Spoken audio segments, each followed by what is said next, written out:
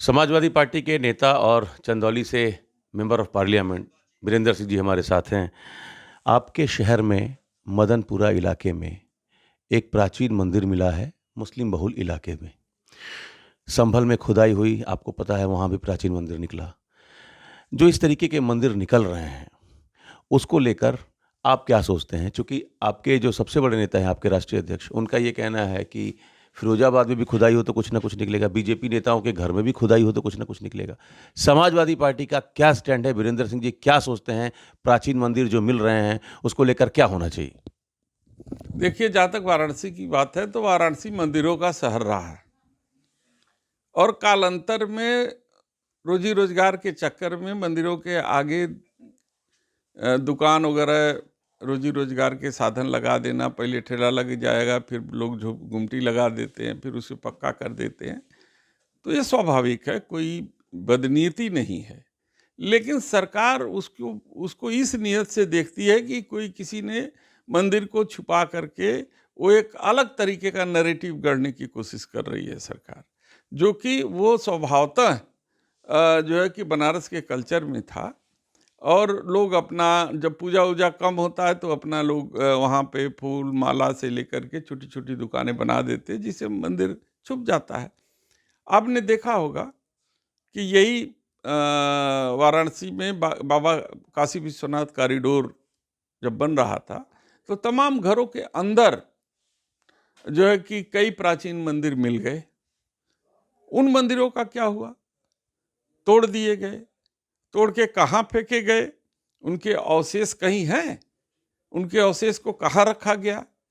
अगर मान लीजिए कहीं नाले में फेंक दिया गया, किसी ने वहाँ मकान बना ले और फिर आप उसकी खुदाई कालांतर में करें और फिर वहाँ से अगर कोई मंदिर के अवशेष मिल जाए तो जो मकान बनाने वाले की नीयत क्या है? फिर कह दे कि नहीं है। हम लोग घर में अब खेतों में जो है हल चलाते समय कोई ऐसा अवशेष मिल जाता है जो मंदिर का स्वरूप या भगवान का स्वरूप होता है, तो क्या करे? पूरा खेत जो है, मान ले कि ये हनुमान जी का खेत है, मान ले कि ये शंकर जी का खेत है, ये कण-कण में शंकर जी यहाँ विराजमान है, भगवान का वास रहा है। ये बनारस की संस्कृति ऐसी पूजा पाठ की रही है। कहा गया है कि बनारस का जो है भोर, भोर का मतलब भाव से, बनारस का भोर जो है प्रसिद्ध है। और जब घंटियाँ बजती हैं, अजान बजता है, अजान सुनाई देता है, तो यहाँ की संस्कृति को बहुत बल मिलता है। मैं आपकी भावना समझ गया, लेकिन आप जो कहना चाह रहे हैं कि संभल और बनारस के सहारे एक नैरेटिव सेट करने की कोशिश बीजेपी कर रही, सरकार कर रही। लेकिन अभी तो कोई चुनाव भी नहीं है। नैरेटिव सेट करके क्या फ़ायदा मिलेगा उनको? तो देखिए, जब आपको याद होगा कि एक ऐसा समय था कि जब इस देश के प्रधानमंत्री अटल बिहारी वाजपेयी जी थे। अटल बिहारी वाजपेयी जी थे, उन्होंने मन बना लिया कि उस समय के तत्कालीन मुख्यमंत्री हमारे वर्तमान प्रधानमंत्री जी थे, और ऐसा मौका आया कि अब नरेंद्र मोदी जी को चीफ मिनिस्टर से पद से हटा दिया जाएगा। सुषमा स्वराज भी गई थी, उन्होंने रिपोर्ट भी दे दिया था। तो प्रधानमंत्री जी ने वहाँ पर ऐसा हिंदू मुसलमान का कांड कर दिया कि जिससे हिम्मत नहीं पड़ी अटल बिहारी वाजपेयी जी को कि वो उनको हटा सकें। और वही दांव हमारे मुख्यमंत्री जी कर रहे हैं। मतलब आप ये कहना चाह रहे हैं कि मोदी जी मुख्यमंत्री जी को बदलना चाह रहे हैं और मुख्यमंत्री जी हिंदुत्व को लेकर बड़ी लकीर खींच रहे हैं। गुरु ने जो दांव उनको सिखाया उसी दांव का इस्तेमाल कर रहे हैं। इससे ज़्यादा मैं क्या करूं? मतलब ये मोदी जी और योगी जी के बीच का मामला है।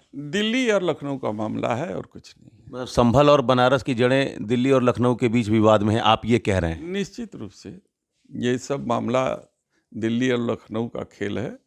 इसमें बनारस और संभल का कोई मतलब नहीं, न यहाँ के नागरिकों से कोई मतलब है। चलिए, 2 करोड़ रुपए करीब बिजली का बिल दिया गया है आपके संभल के सांसद को। 0-0 दिखा रहा था जो बिल आया, कई एसी चल रहे थे और बिल पर अंकित था 0-0। उनके पिताजी भी सांसद रहे हैं, वो परिवार ही समाजवादी पार्टी परिवार के लोग हैं। और बताइए, कटिया फंसा के बिजली चला रहे थे। आरोप है ये बिजली विभाग का, सरकार का। उस आरोप को आप सच मान रहे हैं? 1,91,91,00,000 का जुर्माना। आप तो ये भी सच मान रहे होंगे कि हमारा 3 साल पहले मकान बना था, उस मकान पर हमारी पत्नी के नाम से 21 लाख का पानी का बिल आ गया।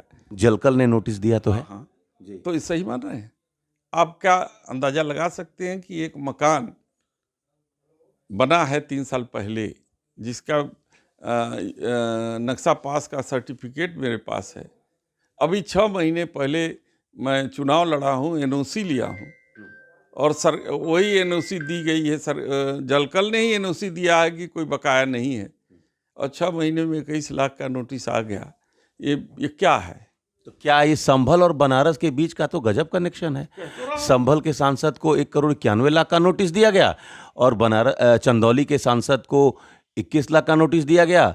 संभल में भी मंदिर मिल रहा, बनारस में भी मंदिर मिल रहा, नोटिस संभल में भी, चंदौली में भी, मतलब बनारस, चंदौली और संभल, ये तो गजब का त्रिकोण निकल गया। अब ये समझने समझाने की बात है, महसूस करने की बात है। तो आप किसकी कितनी सच्चाई है, इसमें फर्क समझ लीजिए कि कितनी सच्चाई है, और दबाव में कैसे अधिकारी काम कर रहे हैं शासन सत्ता के। मतलब लखनऊ कह रहा है कि वीरेंद्र सिंह जी को परेशान किया जाए। नहीं, ये मैं नहीं कह सकता हूँ।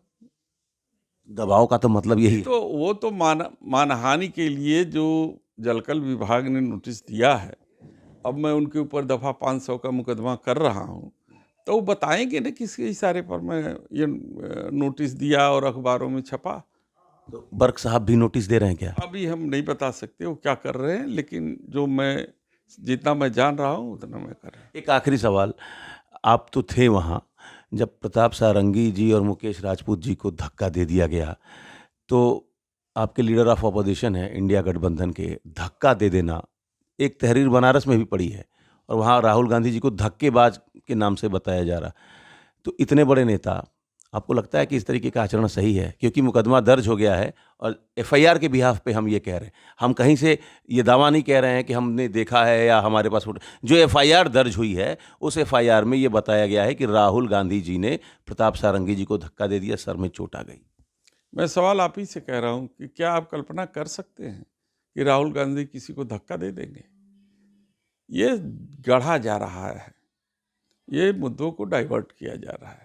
जो अम्बेडकर जी के खिलाफ जिस तरीके का उद्बोधन देश के गृह मंत्री ने किया है, और उसमें जैसे फंसे हैं, वो लोगों का ध्यान डाइवर्ट करने के लिए राहुल गांधी की घटना को अंजाम देने की बात कर रहे हैं।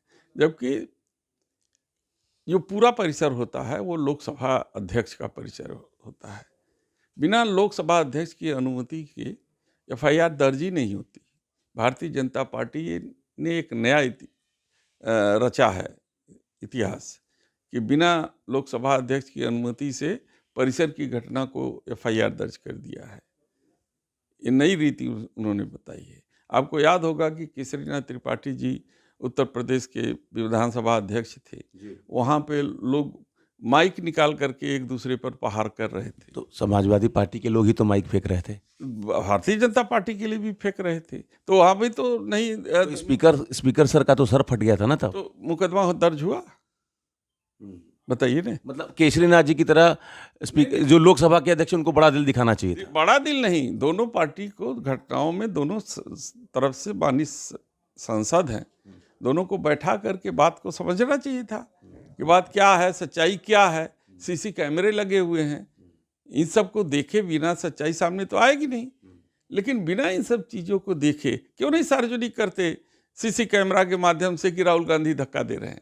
हाँ, इतना जरूर दिख रहा है कि निशिकांत दुबे बदतमीजी से जो है बात कर रहे हैं लीडर ऑफ अपोजिशन से, ये तो दिख रहा है।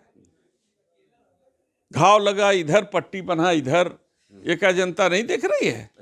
पट्टी दूसरी तरफ है जिधर घाव लगी, घाव लगा इधर और पट्टी लगा इधर, तो ये सब नहीं जनता देख रही है। तो ये सब गढ़ने की बात है। अब हम चलिए ठीक है। तो संभल और बनारस में जो मंदिर मिल रहे हैं उसके पीछे बीजेपी है, नैरेटिव सेट करने की कोशिश हो रही है। Amit Singh, TV9 UP, Varanasi.